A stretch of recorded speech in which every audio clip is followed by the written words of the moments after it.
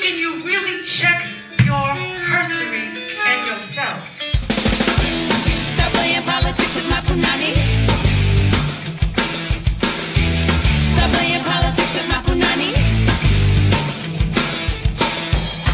Hey, hey, hey, Republicans. I see you called on your fellow man. All dicks and no nuts. Then you rush to call me a slut. I'm standing up for what is mine. Call me the rib, but I'm really the spine of this whole great nation. Ain't gonna put me back on the plantation. No, stop playing politics with my Puanny.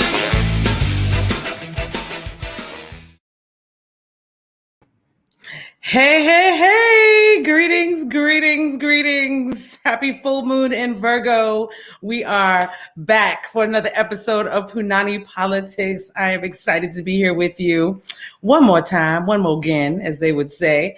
And yeah, it's a beautiful full moon. You know, I haven't even got a chance to even look out at the full moon, but I'm telling you, the full moon is in effect. The full moon is in full effect, people, because it's been that kind of full moon day for me today. So I just want to say thank you to everybody who's tuning in with us tonight. We're going to keep this conversation lively and exciting. And I have some things to share a little later on when we get into the broadcast, but I am excited about tonight. So we're just going to jump right in because I feel like, you know, not so much that there's a lot going on, but there's always, you know, there's always something. There's always something. So I just want to get in so we can keep it going so we can get to our guest for tonight. So as I always say, I have the news and then I have like the good news or like the other news, I should say. You know, I don't want to say like bad news, good news. It's just news and other news. So I just want to start with, because it was last week we were honoring Prince Marky D from the Fat Boys, and he had passed. And I was saying like, okay, I really don't want this program to be like a death march, meaning like every week I'm over here telling about somebody who has passed. And so, or I should say somebody of, you know, of public note that has passed, because I know there's a lot of people dying right now.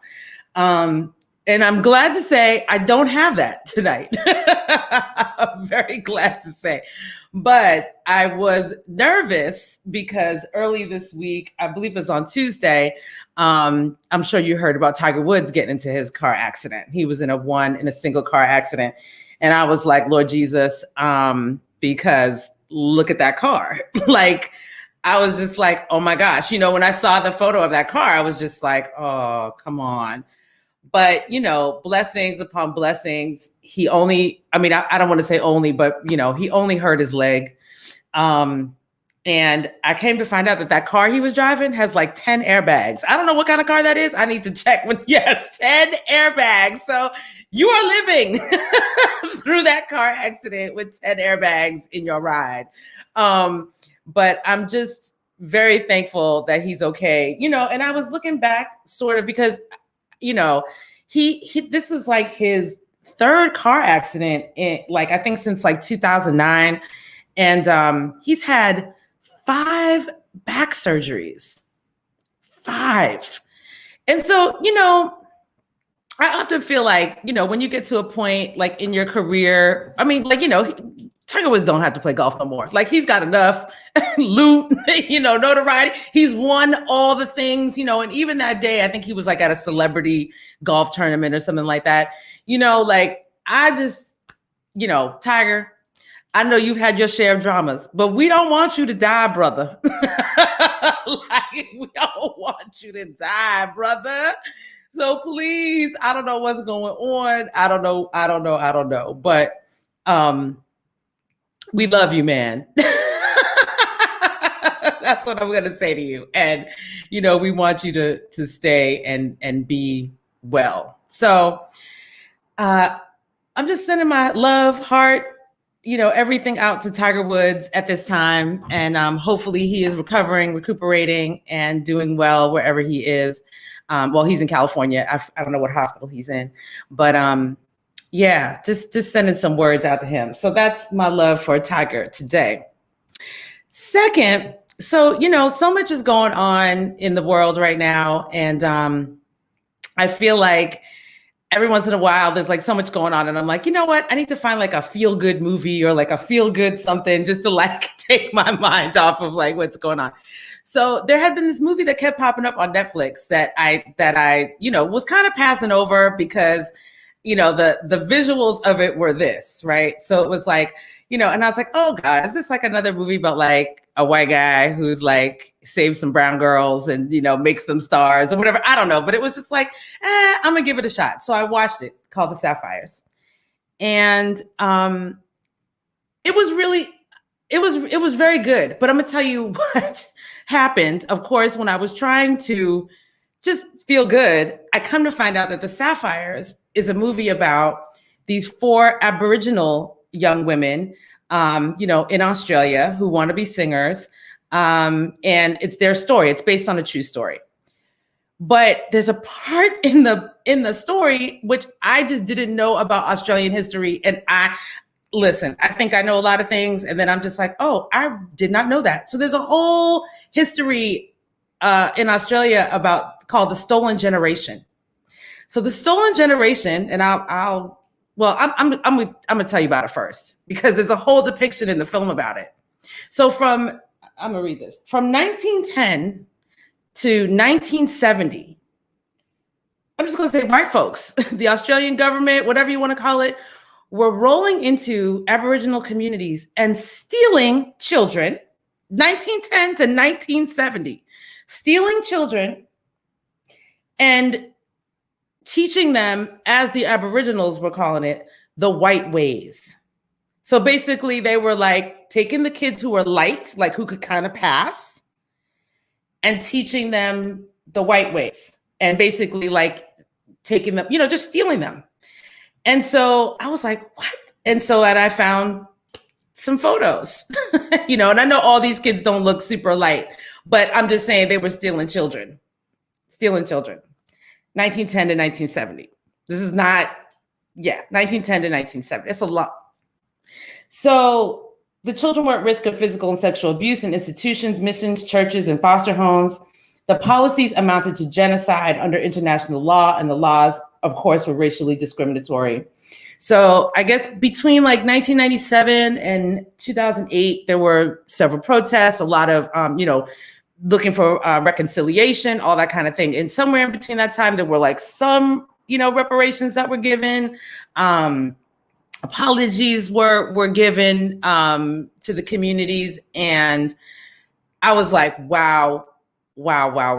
So like, I was kind of like, wait a minute, because when I'm watching this movie, I'm not expecting there to suddenly be a scene of like black cars rolling in, you know, white dudes jumping out in the, you know, in the Men in Black outfit and just snatching up children. I was like, wait a minute, I thought I was just going to see some girls singing. You know what I'm saying? And just, you know, just kind of dealing with like the regular racism of the world. I was like, oh, Jesus Christ. So anyway, I recommend The Sapphires only because it was educational. Like it taught me something that I really just had no idea about. So The Sapphires on Netflix, if you so dare, if you so dare. And then finally, on the news side of things, there was a big kind of, I don't want to say uproar, but like a lot of talk about the fact that Stevie Wonder had done this interview with Oprah and talked about moving to Ghana. There's our prophet, Stevie, talking about, you know, I mean, that's not the interview, but, you know, there's our prophet, Stevie, talking about moving to Ghana. And he actually, this isn't the first time Stevie has talked about moving to Ghana. He actually had talked about it, according to what I was finding, he had mentioned it, I think in like the 90s, like 94. But I think what stood out for people this time around was the fact that he said, you know, in the interview, he said, I want to see the nation smile again, meaning this one. And I want to see it before I move to Ghana. I'm going to do that. I'm going to move permanently to Ghana because I want to see my children's children, because I don't want to have to see my children's children have to say, oh, please like me, please respect me, please value me. What kind of shit is that? Boom. What kind of shit is that? You know? And he added, I want the world to get better. I want us to get beyond this place. I want us to all go to the funeral of hate. That's what I want. And earlier this year, around MLK Day, he also said, it makes me physically sick. I am sick of politicians trying to find an easy solution to a 400-year problem. Yeah, because there is no easy solution to the 400-year problem. Like, there's no easy solution. And I think all of us are going to have to come to that realization. You know, there's not going to be an easy solution to this. It's like, it's all going to be about change. You know, as we know, the only thing constant is change. So we need to start, you know, if you're not already ready for it, like, you need to just, you know, get into it, get into change. Get into change. So in other news, in I guess more, you know, uplifting. I mean, you know, I don't, you know, Stevie going to Ghana. I'm just like, all right, if he goes, I might have to go with my brother because how can I be in America without Stevie? Okay, anyway. Other news, our girl Naomi Osaka, of course, she won the Australian Open again. Woo, woo, woo, woo. That was her 4th Grand Slam championship, and she won it, you know, quite easily, 6-4, 6-3. And, you know, kudos to Naomi Osaka, because, you know, she just keeps showing up, keep representing with her beautiful 23-year-old self. It's so funny. Like, I know that like athletes are really tall, you know, oftentimes, but I don't know what it is about, like, when you're looking at them on TV, it doesn't seem like they're that tall, but that child is 5'11". Like, I don't know. That was just sort of like, I was like, she's 5'11". Like, that doesn't even make any sense. Like, when you look at her, she looks all tiny, which means to me that these other women are also Amazons. Are Amazons. Go Amazons. I love the Amazons. So big up to Naomi Osaka for winning again. And finally, listen, okay. Right now on PBS, and I'm hoping it stays up because they said they were going to take it down on the 24th, but it's still up. There is a documentary up right now called Mr. Soul. Okay. If you are not familiar with the show, with the TV show Soul that happened in New York, it was broadcasted from WNET in New York in the late 60s and early 70s. This is the documentary about that show and about Ellis Hayslip, who is in the photo here. He was the producer, host of Soul. Let me tell you right now, do not pass go. Do not collect $200. Go to pbs.org, independent lens, videos, Mr. Soul. Watch that joker now, because I don't know how long it's going to be up. I don't know if it's a Black History Month kind of thing, because it hasn't been anywhere available for free. I should say online for free since, Melissa, since all this happened. And I've seen it. I saw it a couple times. I think I saw it for free because I saw it at NYU. I saw it at the Apollo with some folks that were in the film and with Melissa Hayslip, who's the producer, director, and also was Ellis Hayslip's, I think, great niece there. So look, we got one more day of Black History Month. So that joker might be up for one more day. I'm telling you right now, go watch it. It is amazing. Like, I don't even know. So just in case you're not sure, remember when that clip of Nikki Giovanni and James Baldwin conversation was happening? That is the show that it came from. It came from Soul. So yes, you can see the whole thing. I mean, I think most of it might be out now, but there's so many great interviews with Cicely Tyson and Taj Mahal when they were doing Sounder. You can see early LaBelle, talking about, you can see Patti LaBelle and the Bluebells, and you can see LaBelle, like when they took off the gowns and all that kind of stuff. You can see Earth, Wind & Fire, I think, for the first time. Like, that's the thing, like that show, Soul, was where so many Black artists was like the first time that they ever got on TV, on national television. So the show is so important. Al Green, when he was like, I don't know, 25 or something crazy like that. Like all these super iconic, conversation with Sidney Poitier and Harry Belafonte. There's so much. And the episodes, if you want to see some of the single episodes, they're on Amazon Prime right now. And I think some of them might also be on pbs.org right now. Just some of the single episodes, not just the doc. But I'm telling you folks, Mr. Soul, life-changing, amazing, life-changing, amazing. So having said all that, that is the news for today. Like I said, we're going to keep it brief. We're going to keep it moving. So tonight, as I said, we are in the full moon in Virgo. Of course, we are still in Pisces season. And we're going to get into it right now with the full moon in Virgo.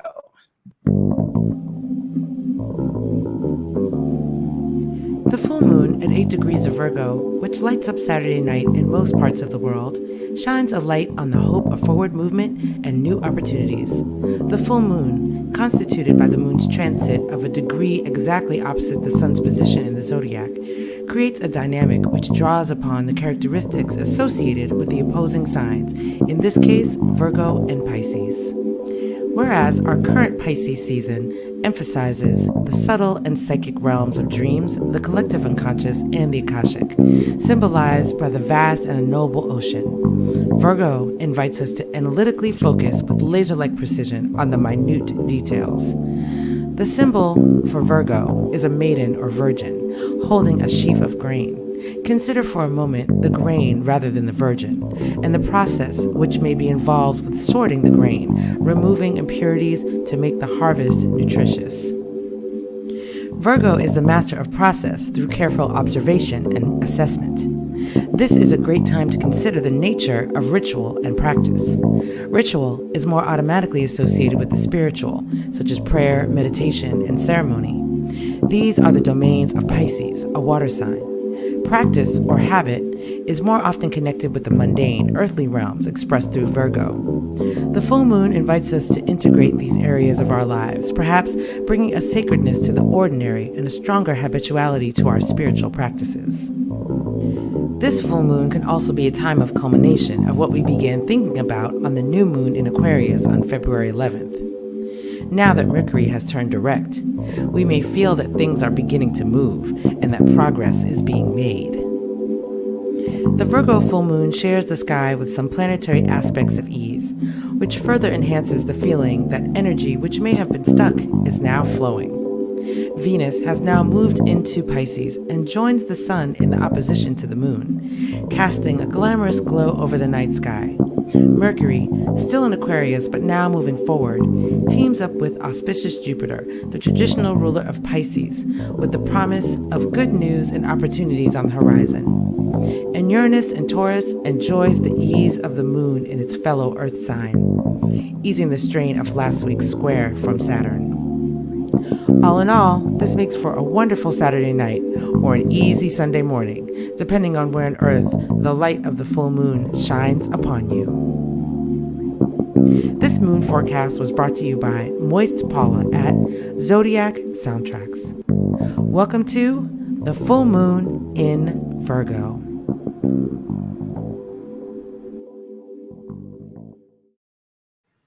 Yes, yes. Full moon in Virgo. Thank you, Moist Paula, always holding me down with the forecast for the evenings. So before we get into my guest for tonight, I have to give a little disclaimer, I guess, for lack of a better term. So tonight on the show, we were supposed to have Rosa Clemente, and I was really excited about that. Unfortunately, Rosa was not feeling well today. I know she's been she's been super busy doing a lot of promoting of Judas and the Black Messiah. And, she hit me up today and was, told me about how she was feeling. And honest to God, I'm really, she was like, I could power through, blah, blah, blah, blah. And I'm like, no, girl, this is not the time to be powering through. You know what I mean? So I'm always about self-care first. So we're going to reschedule Rosa. She totally wants to be here. She was very upset about not being here, but I just wanted to just give you that, tell you, what's happening there, because everything that I've been putting out in the world has had Rosa on it. But I'm just going to say, I have some of the most fabulous people in my life. I have the most fabulous people in my life. So I hit up who I'm now going to call my international correspondent. from now on, she's my international correspondent to come and be with me on the show tonight. I am super excited. I'm super excited to bring on to the stage the one, the only Sandra St. Victor. Yay! There you go. I like that. International correspondent. I like that. I'm Yes. gonna get a badge. Yes. I'm totally getting you badge. We're getting you press pass. We're getting all the things. Press pass. That's right. So those of you who don't know, listen, Sandra is in the Netherlands right now. So bless your hearts, as my grandmother would say. For because folks, it's early o'clock. It's early o'clock in the Netherlands right now. That's what yes, I'm ma'am. Hence the sunglasses. Exactly. So thank you so much for being here. And like I said, we're not going to keep it too long because I was saying to Sandra earlier, tonight on Versus is D'Angelo versus the world, basically. Because who else is going to verse? Who else? Who else? Who's on it? Who could? On it? I have no idea besides him. It really just says D'Angelo versus Friends. Yeah, I saw it. I was like, no idea. And what's they're doing it at the Apollo. Yeah. And which brought back so many memories for me because when Black Messiah came out, the Apollo was the first show that he did. And I was like old school, like on the computer, like I need the tickets. And I got me some tickets. And we were in the house, and honestly, one of the best shows I've seen in my life. And I've seen Dee before, but you know, Sandra. I do. Our brother always be bringing it properly. Yes, ma'am. Yes, So ma'am. yes. We're going to get into this conversation. So tell me, because I'm here, obviously, and you're there. There's a lot of stuff happening over here. And I'm always interested in like, how are things, I guess, I don't want to just say being reported, but what's the sentiment? Especially like we haven't really spoken like since everything happened on January 6th, like everything, you know what I'm saying? So what is the vibe over there about America? They think we're crazy. All of us. Right. All of us. We're all nuts.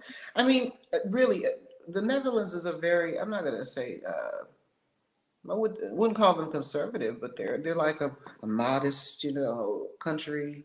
The people are very modest. And even though, people associate the Holland part, which is just basically one state of the Netherlands. Right, right. But they associate that with free drugs and the red light district and all that kind of stuff. Right. That's allowed because it's a liberal society, but the Dutch people are very modest. So they look at that crap going on at the Capitol and they're like, oh, is this? No, it really is. It's shocking worldwide, and of course, everywhere you're gonna have your extremists, right? Sure. Everywhere, but I guess America has not been looked at as the banana republic that it has become recently. Hello, yes. We were supposed to be. We told ourselves anyway that we were the beacon of democracy, right? And we have not been behaving anywhere near that way in several fucking years. Yeah. So, yeah. It's I think people I think at the beginning of the Trump presidency, the sentiment here basically was from the intelligentsia was, this is good. Because if America is no longer in that position of being the superpower, right? Then the rest of us have to really take care of ourselves. You know what I mean? Yes. As opposed to sort of leaning on, America to step in whenever there was, real conflict, real issues. So they took it that way. But now I think what they're saying is that America needs to be stable. Europe needs to be stable. Okay, we not much we can do about China, really, because it's really out of our whole, Sure. out of our Yeah. hands. But Yeah. if Europe is stable, the EU, the Britain has taken itself out, the UK has taken itself out, Yeah. part of the UK, but Yeah. Yeah. America, so we have to have stability so that we can move forward on important things like climate change, and certainly right now, if we don't get a hold of COVID properly in the States, it's just going to keep bouncing back and forth and bouncing back and forth, and new variants and blah blah blah blah blah. It's never going to go away. So Yeah. we recognize the need for stability in America, even though we Joe Biden is bringing some of that, mind you, but he ain't Jesus. He ain't Superman. No, and thank God we know that now. Like, I think there might have been a time in history where some, would have been a change of power and everybody would have kind of just sat back like, woo, like what happened with Obama, right? Everybody would have sat back. But I think people are still, like, what's up? Okay, no. Everybody's standing. We're ready. Yeah. Like, do we need to be in the streets? Like, because we'll we'll protest in front of your house because you live in there. It don't matter. We'll be out there, so.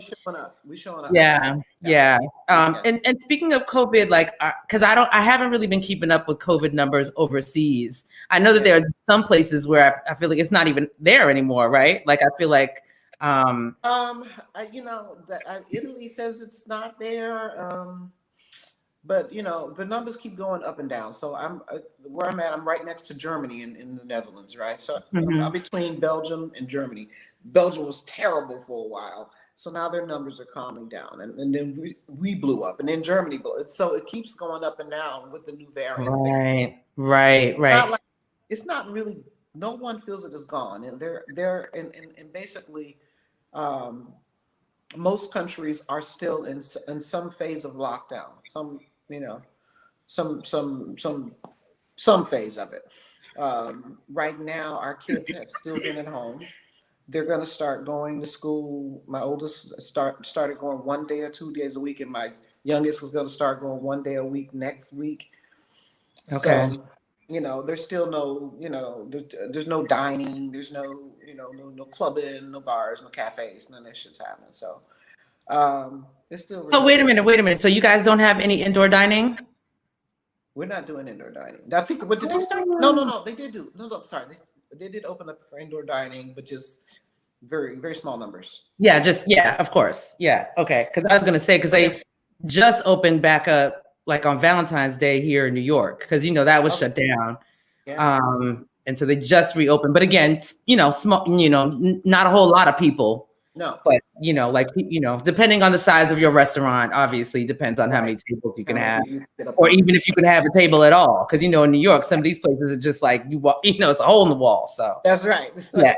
Stand up against the wall, having your meal. Exactly. Exactly. Yeah. So it's just been that thought of, I guess, 500,000 people, and like I was reading, that's not even a real number. You know what I'm saying? Because I think about and at this time last year, it's wild because I was looking at my calendar. At this time last year, I was getting ready to do the Shaft show with Burnt Sugar. And this time last year, I was sick as a dog. I mean, and I was with you. You were here. You were at those rehearsals. And I was like, I'm not hugging anybody. Of course, at that time, I didn't know what was going on. But of course, looking back, I really feel like I had COVID at that time. Yeah. So a few folks had COVID that didn't know. I think I had it when I was in New York and didn't know, actually. Interesting. Yeah. And so I just kind of look at like that week is so vivid, because it was the lead up, it's like, I just kind of, we just kind of watched, like, it's like, and you're like hearing things from overseas. I mean, not that we hadn't been hearing about overseas, but it kind of felt like it was just coming. It was like a wave, it's like, and it was slowly just like high tide was about to hit us. You saw it, right? And it's funny because like I'm watching every day and, I remember my manager going, I don't know. And I'm like, and the day before our rehearsals were supposed to start for Family Stand for the tour, shut New York down. the day before. And so, I'm sitting up here in an Airbnb for a tour that ain't gonna happen. And it was I remember sitting in that apartment and just sort of like, it felt like the ceiling just fell on my head. It was weird because it's, is this really happening? Am I in an alternate universe that I just caused? It just felt like, did I cause this? Right. Like, am I dreaming? Just slap me. Like, I'll wake up. Just slap me. I won't slap back. I won't slap back. I don't understand. Yeah. That's a strange thing. It's a year. It's crazy, Shelley. It's a year. It is crazy. It is crazy. And I think I've been saying to myself, oh yeah, I know the year's coming up. But I think like when the flyers, like I was saying before we came on, when the flyers of the show popped up, rehearsals from the Sugar show have been popping up, in my memories. And it's like, oh my gosh, we're really at a year. And so what's interesting about that, like, I don't know if anybody has been talking to you about performing live again, but the things that I was what I've been thinking about is like, okay, as we talked about Naomi Osaka doing the Australian Open, there was people out there. Right. There was people out there. And I was like, that's interesting. Okay. Yeah. Doing sports. Yeah. So I'm just like, And then is that all outside or something? I mean, what? I don't know if the Australian Open is outside. It might be, it might be like the US Open where they have the, it's open. So maybe that's why they're able to do that, maybe, I have to go look because I was like, there's a lot of people there. Like when I literally looked, I was like, were they masked? They were masked, but they were there. And then I don't know if you heard about this, but Lincoln Center is opening what they're calling restart stages. So they're opening 10 outdoor stages and rehearsal spaces. And they're doing partnerships with like other arts organizations, which makes perfect sense because everybody is struggling. So they're doing like partnerships with like BAD, which is the Bronx Arts. I forget what BAD stands for, but they're in the Bronx. You know what? Why do I have to not? I can just look.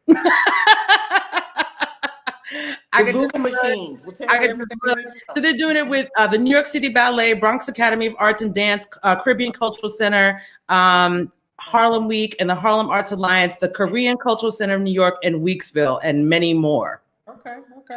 Which, like, to me, it's like, it makes perfect sense. Like, everybody is going through the same thing. Yeah. Why not take, because Lincoln Center got all the money. You know what I'm saying? And like, yeah, let's all make sure that we can do some programming. So I'm assuming that this is gonna be something that's starting, when it's warm. Like, so, a couple of venues have called, but if they can only open up to like 50% capacity, right? They can't offer the right money because we got a full band. I'm in Europe. I got to be flown over. I got to be, Yeah, you got to be flown over and make sure that you're okay. Make sure, like if you're getting tested or you're getting, all that kind of stuff. So it's got to be, I can't come over for 50% capacity gigs. No.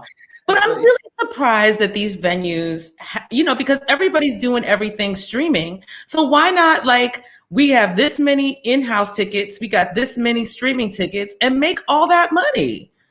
I don't know. I guess, people, there are ways, of course, because Nona was also telling me about, she did a concert with a string section all over the world, right? Okay. So with jam bass and all kinds of little programs that you could get rid of the latency, the delay. Oh, interesting. When you were, because that is a problem. Yeah, it's a huge problem. Not all in the same room. Mm-hmm. I know cats that that are in the same city with their band, you can set that up. But if you're like Pete's in LA, Jeff's in New York, I'm over here, most of you guys are there. So we would have to have some sort of program where we rehearse the streaming, rehearse Yeah. the latency. So I mean, it's technically possible because I have seen people do it, but yeah, it does cost a little grip, and but we're gonna have to start doing something. I mean, I know I for one do not believe we're gonna go back to what it was before. I don't think there's going to be a new before. I think there's going to be something else. It's going to have to be a hybrid of something, because a lot of venues are not going to be able to sustain, Right. people's fears, Yeah. people's apprehensions, and a lot of us will have apprehensions about, being in a closed space, even with folks with masks, because everybody on stage don't have no mask. All I got to sing, and Yeah. So these venues are gonna have to close otherwise, and a lot of them already have. Yeah, but that's why I'm really like, I feel like so many folks during these quarantine times have been doing, live stream shows where they've been charging people. Yes. So the thing where all her band was in the house. Right. But I'm just thinking for these venues, like when people are talking about they only have 50% capacity money, I'm like, wait a minute, but there's a whole world of money. Exactly. I know there are bands in every town that you could get to, do a streaming show to keep your venue open. To keep your venue open. What they don't have is where they make most of their money. And that's at that bar. Oh, the bar. That's where they make most of their money. Not on ticket sales. Right. They usually got to share them tickets with the artist. So right. That's why they charge you, $70, $11 for a soda. Exactly. Right.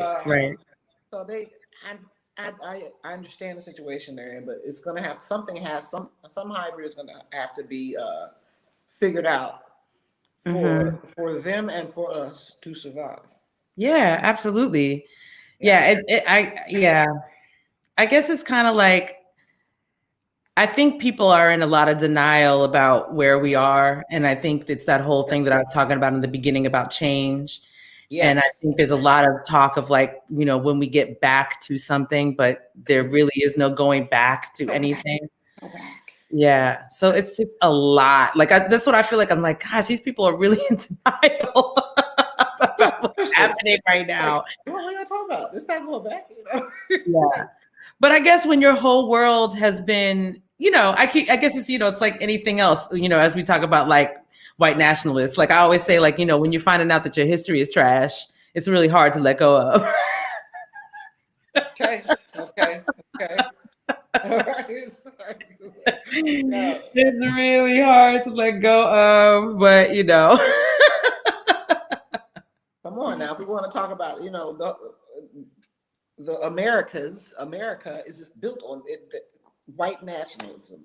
That is what it is. It is a white nationalist country.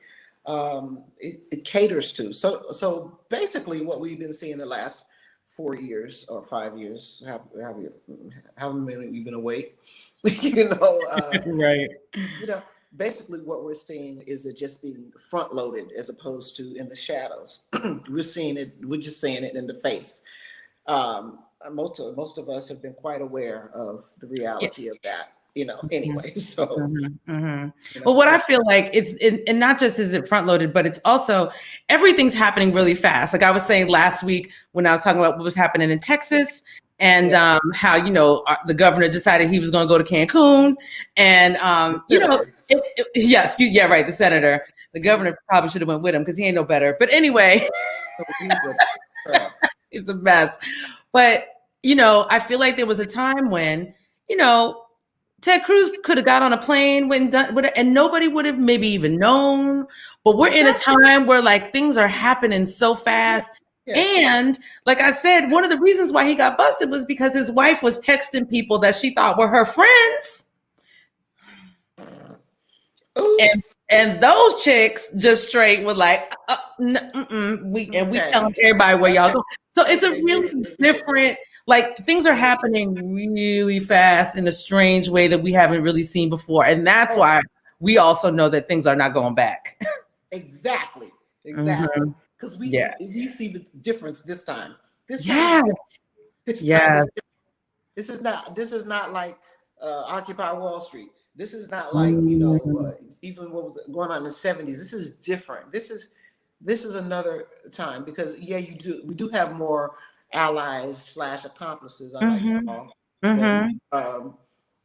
But we're even dealing with it differently now.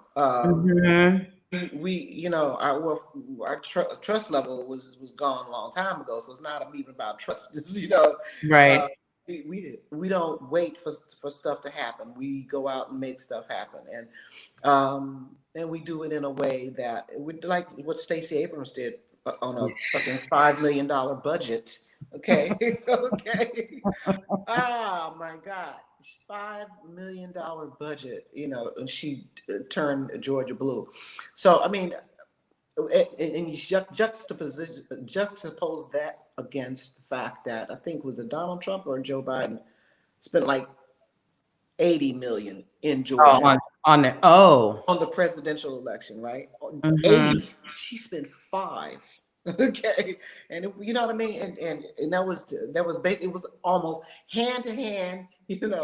Yes. It was just that was a new way to do it. It wasn't about ads. It wasn't about Well, I think it's about understanding your community and knowing that everybody is not going to be on their phone. Like people, I think we have this idea. I learned this when I was campaigning for Obama in 2008. Because I went to Ohio to campaign. And I remember going with a friend of mine and we were in Youngstown and we were in these neighborhoods and she was just like, oh, nobody lives in that house. I said, you want to make a bet? And it was a house that looked like nobody should have been living in. And I go knock on the door and lo and behold, somebody came outside. And I said, you can't assume that everybody's got this. Hello? Come on, and rolling with it like that. It's like, it's just not like that. And people forget that there's still a digital divide and forget that there's still a thing about, human connection that will make people shift because you took time to go talk to them. Right. Especially the older generation. Yes. You're not going to get them with some ad on TV. You think somebody watched an ad and said, oh, wow, I was going to vote for Joe Biden, but I'm going to vote for Trump or vice versa. They saw a commercial. Really? Right. No. Yeah. And what I'm appreciating too about not just Stacey, but like Latasha Brown and, the Black Voters Matter folks is that they are really about all the elections. It's not just about this presidential, that the presidential ended. They probably took about a week or two off. And then I started getting emails from them again. Like, okay, we got to start looking at this region or that region and doing all the things. So yeah. And Beto in Texas, same thing. I mean, I think Texas will be the next state to go blue. And that's largely due to Beto and his coalition he's built out there. So, I mean, it takes boots on the ground, robocalls and all that shit is old school. It doesn't work. So, communicating with people. And like you said, knowing your community, knowing how they would like to be approached, knowing what they would respond to. Yes. You got to be strategic about that. And also you do have to be, you have to have a compassion that's real, because people can smell, you just trying to sell them some political crap. People can smell that. The bill of good. When you're coming to them, really talking specifically to their issues, specifically to what they need, what their issues are, and I hate to say that because that sounds like some political crap, but but yeah, about how Beto speaks to his. I was in I'm from Dallas, so when he was running for Senate, I happened to be in town, and I went to see him because he actually came to the church I grew up in, my home church, Good Street Baptist Church, and he came there to speak, and I was like, oh shoot, I want to see Beto at Good Street. Right. I sat there, I was like, that dude is the truth. He was real. He spoke specifically to us about what was happening right then with us. Smart. Yes. I guarantee you, everybody in that church, 1,100 people voted for Beto. Yeah, because like you said, people can smell when you ain't real. You know what I mean? People know, like you said, when you're politicking. Yes, ma'am. Yes, Yeah, ma'am. yeah. And I feel like that's another shift that's happening around people who are in politics. Like I think about AOC, who raised, I think in the end turned out to be $3 million to take to Texas to for Isn't aid that for amazing? people. Isn't that amazing? You know what She I'm did saying? that. She Why did can't that. And you know? linked up with the representatives in Texas and found the places that needed the aid, and like you said, boots on the ground, and gave the money to where it needed to go, not giving it to the Red Cross. You're not No. giving it to, you know what I'm saying? That's what I'm talking about. That's the kind of stuff I'm talking about. Right. And that's what gets us there. So, she knows how to connect as well. She connects nationwide Yeah. because her audience are the Mhm. digitally, Yeah. generation. Yeah. Because she's on Twitter all the You time. know, Twitter and do it on Instagram, sitting there just Mhm. open it up live and Yes. people watch. And it just because she has something to say, and she can reach people much faster than Ted Cruz with just opening up her Instagram live. So, Mhm. Mhm. but we have the tools in hand, and like you said, the change does it. The things are changing quicker than they were before. Yeah. But even though things are changing, we're always going to get pushback, right? You're always going to Yes. get that. It feels like 2 steps forward and 3 steps back, right? It feels like we're like, so now we got the Senate, but we got the COVID relief bill, but they took out the minimum wage raise. You know what I mean? It's like, Yeah. And still not trying to like relieve people from their student debt. And you know what I mean? The stuff that so that's why we fought for Georgia. That's why we yeah. needed the Senate for this kind of stuff. Yeah. And so I mean, like Obama used to always remind us that the art of justice bends. you know, so Well, we're gonna have to bend that moment a little quicker yeah. right now. We need In the words of, all our revolutionaries, all power to the people. But Sandra, I don't want to keep you because I know it's early o'clock, and I know I know you might stay up and see D'Angelo, but I'm up now. Shoot, I'm not one.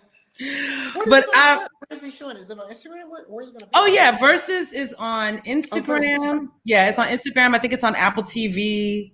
Okay. Oh, cool. And then some folks, folks will be bootlegging, so somebody will probably be streaming it on YouTube because they can. But yeah, I am really super thankful and grateful for you to be here with me today. Because like I said, we don't see each other and face to face. I know we're on the chats and all that, but it's good to see your face. You too. Yeah, it's good to see your face. So before we go, is there anything that you want to let the people know about music-wise that you have out in the world that people can find or get into? I'm working on it. I really am. I just redid my studio, and I'm learning new music programs and all Nice. that stuff. So I'm just kind of tinkering around with things. Family Stands album is finished. We're just trying to figure out when we're gonna put it out. So we got our artwork done finally, so that's happening. And that's word. Things happening with some collaborations with some folks. That should be surprising. But okay. Okay. Not yet. Well, I know, I don't know if it was like a month ago, you had done something with the system, right? Yes, yeah, that was dope. That was so much fun. It's with Melly Mel. Oh, that's right. Yes. That was a lot of fun. I love me some Mick Murphy and Dave Frank. They're awesome. Awesome. Yeah, absolutely. Well, always, whenever something's happening, whenever you got something to share, let me know. I'll let the people know. And before you go, follow Sandra. If you don't already, follow her on the IGs and the Twitters. It's Sandra St. Victor. That's right. Get into it. Tell a friend. Of course. Yeah, I love you. I love you too, beautiful. Thank you. And if you so feel, go to bed. I might stay up on a little Apple TV and watch Mr. D. Yeah, and see what Dee's doing out there. Mm-hmm. All right, love. I'll talk to you soon. Have a good night or good morning. Yes. All right, baby. Bye. Thank y'all for staying with me. I'm so excited to have Sandra on the show. Of course, as usual, don't forget to like and subscribe. Like and subscribe if you haven't already. Please do, please do, please do. Before we close tonight, because I've been doing a little Black History, moments every week. And I was trying to do people that were sort of out of the box, but this past week, there was some new evidence that popped up around the assassination of our dear brother Malcolm X. And one of the undercover cops, he was a Black cop. His name was Reginald Wood Jr. And he left a letter to be read at the time of his death, which was, I guess, just recently. So Malcolm X, as we know, was assassinated on February 21st, 1965 at the Audubon Ballroom here in New York. The letter was read on February 25th, just this past week. And to be honest, I'm not going to read the letter. You can go online. You can find it. There's a lot of stuff out there about it. But the thing... it's weird. I feel like when people are sort of confessing on their deathbed about things and sort of giving this information. And yes, I think it's great in terms of making it even more abundantly clear, the corruption involved in the police department, FBI, and sadly inside in the Nation as well, because a lot of some of these informants came, out of the Nation of Islam at that time. And I know it's more an exercise, I think, in possibly, I guess, continuing to, I'm going to use quotes, clear, the name, so to speak, of Malcolm X, because some people still think Malcolm X was this, out of the box, militant, over the top, but really, as time goes on, we are shown over and over again things that we already knew, that the real violent folks in this situation was not the Black people. It's always the law enforcement. It's always white folks. It's always, people bringing in informants. That's why I was also, when Rosa comes back on, really get into Judas and the Black Messiah and get into, Bill O'Neill and his part that he played in the death of Fred Hampton. So if you haven't seen Judas and the Black Messiah, I'm gonna say to you like this. It's a great film. It's hard. I'm not even gonna front. I cried at the end of that movie. I know the end and I cried. That's what happened when I saw the Malcolm X flick, years and years ago with Denzel. I cried at the end of that movie too. It's tough. I don't know, but it's a great film. I'm not gonna knock it. I'm just saying, sage yourself. Sage yourself, child. Yeah, I just want to shout out the Shabazz family. I had an interesting moment in time in my life in here in my New York City artistic life when I was in the spoken word world. And I formed a friendship with Ilyasah Shabazz, who's one of Malcolm's daughter, in fact, Malcolm's youngest daughter. And I was asked, sometimes I have to go back through my journals, but I was asked to participate in a event for their mom. That's when she was still alive, reading poetry. And it was beautiful. And to this day, sometimes I don't know my New York story. I know it, I got 1,000 journals, so it's there and I'm gonna have to tell it sometime. But I can't even remember how I became friends with Ilyasah and got myself into that, was in that circle for a while. But what beautiful people, beautiful family. Give thanks, give thanks that people are starting to, I guess, release their burdens, I guess. That's the best way I can say it, because that's what it is, I guess. But it's hard, when I think about this confession, so to speak. I don't want to say too little too late, but it feels that way sometimes. But, bless the family and all the families, even the family of Reginald Wood and even him, Reginald Wood himself, because I know, as a Black person, as a Black man, and, the way he made it sound was that, it was kind of like his life or Malcolm's life. And that's not a choice to ever have to make. And I think that that's the tough part. So anyway, that is that. I just want to say, so one last thing before we get out of here. A couple of my folks in who've been watching the show, I guess, watchers. I was going to say listeners, but watchers. But I guess at some point this will be a podcast too. So listeners, were asking about me. So they were like, you should be interviewed, or like somebody should interview you. And I was like, well, no, nobody comes on the Oprah show and interviews Oprah. But I know. So this is what I decided. I'm going to do for Women's History Month. So if you have a question for me, there's something you want to know about me, look, I'm not answering anything too crazy. That's what I'm telling you right now.